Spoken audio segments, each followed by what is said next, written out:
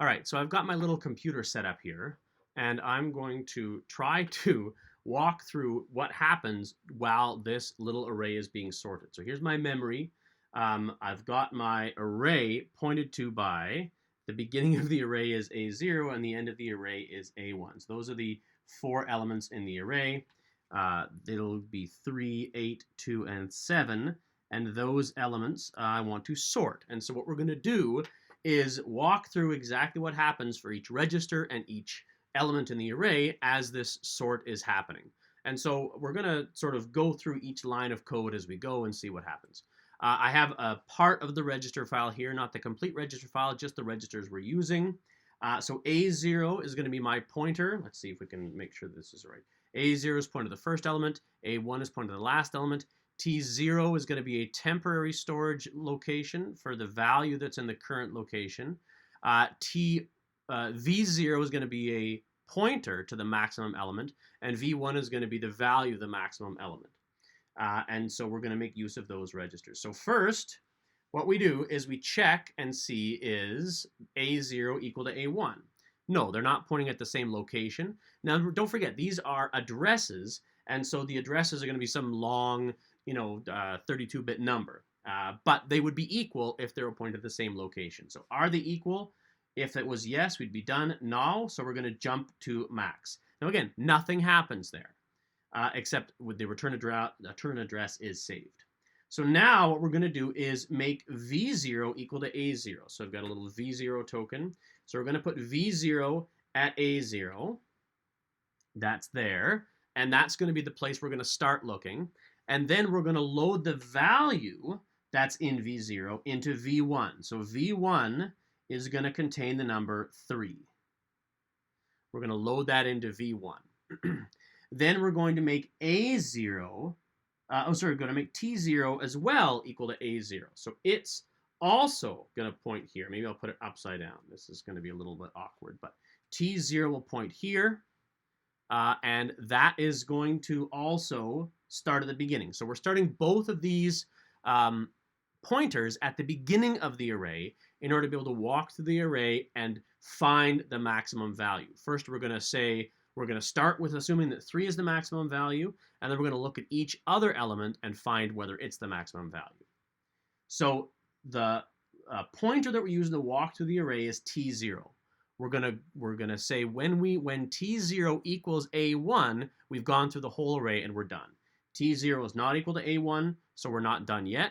So then we're going to increment T0 by 4. So now T0 goes down to here.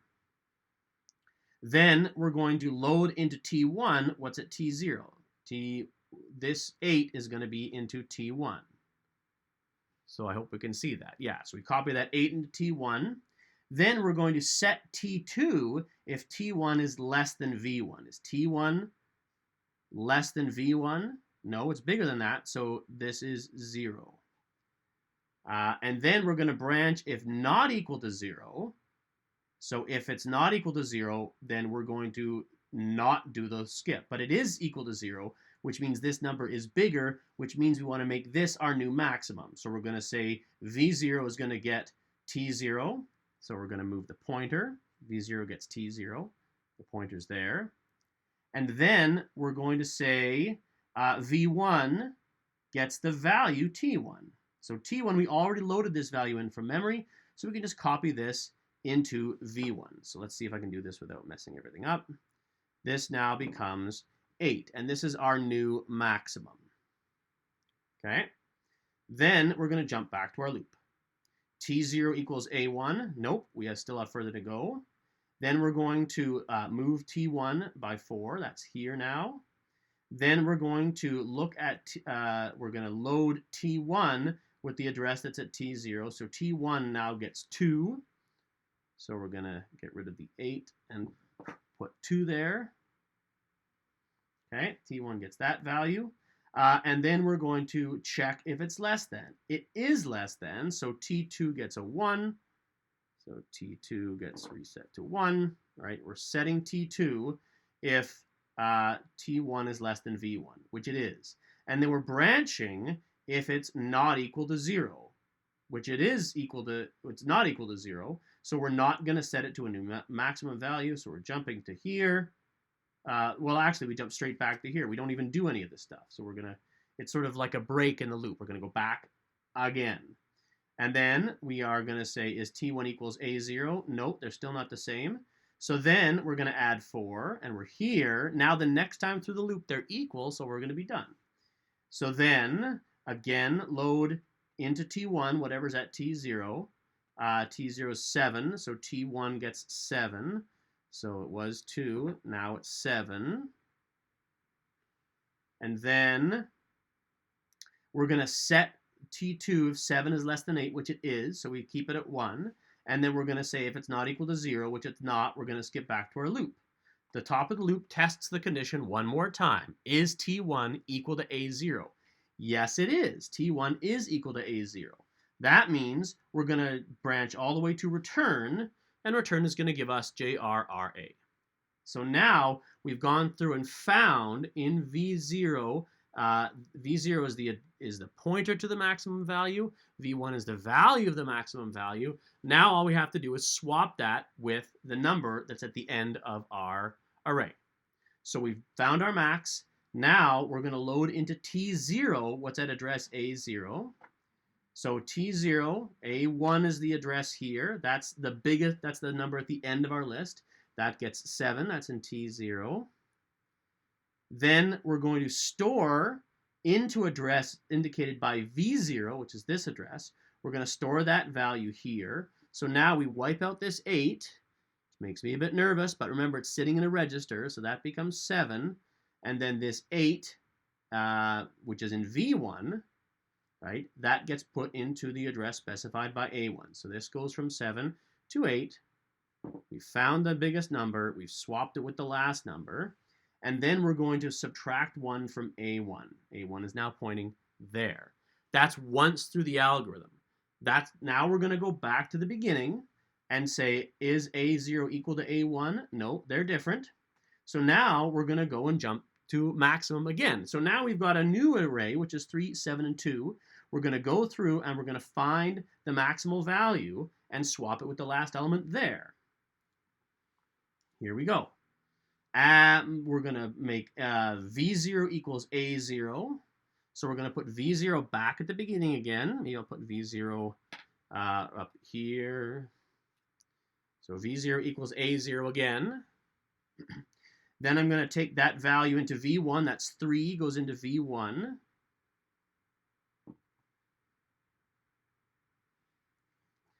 And then I'm going to make T0 equal to A0. T0 equals A0 back at the beginning. That's the beginning of my setup. Now I'm going to do the loop. Is T0 equal to A1? T0 equal to A1. Nope. Then I'm going to increment T1 to there. I'm going to load that value into T1. T1 gets 7. It was 7, but I'll write another 7 here. T1 gets 7. Then I'm going to set T2 if T1 is less than V1. Well, T1 is 7. V1 is 3, so T2 is not less than 7, so I set that equal to a 0. And then I'm going to skip if it's a 0, if it's not a 0, but it is a 0, so I'm going to make this switch. T0 is then copied into V0, so T0 is there. Is that right? Sorry, this is T0. Have I done that wrong? Yeah, T0 doesn't get 7, T1 gets 7. These ones are the addresses. I'll put a little arrow here to remind myself. V0 and T0 are the addresses. So then, let's see, T0 gets V0. So I'm going to put V0 here, which indicates that this is now the biggest number. And then I'm going to put V1, copy T1 into V1. So V1 is now 7. That indicates that that's my biggest number. And then I'm going to go back again. Are they the same? No. Then increment by 1. Next time they'll be the same. Then load from T0 into T1. So T1 now gets 2. Once again, it gets 2. I'm going to see if it's less. 2 is less than 7. So I'm going to skip this stuff and go back here. Now they're the same. Now I've gone through and I've found that V1, which is the value of the maximum value, is 7. V0 is the pointer to the maximum value, is there. Then I go back, I finish this off, come back from here. Into T0 is the address at A1, that's 2. So load into T0. Oh, that's right. So T0, it can get used twice.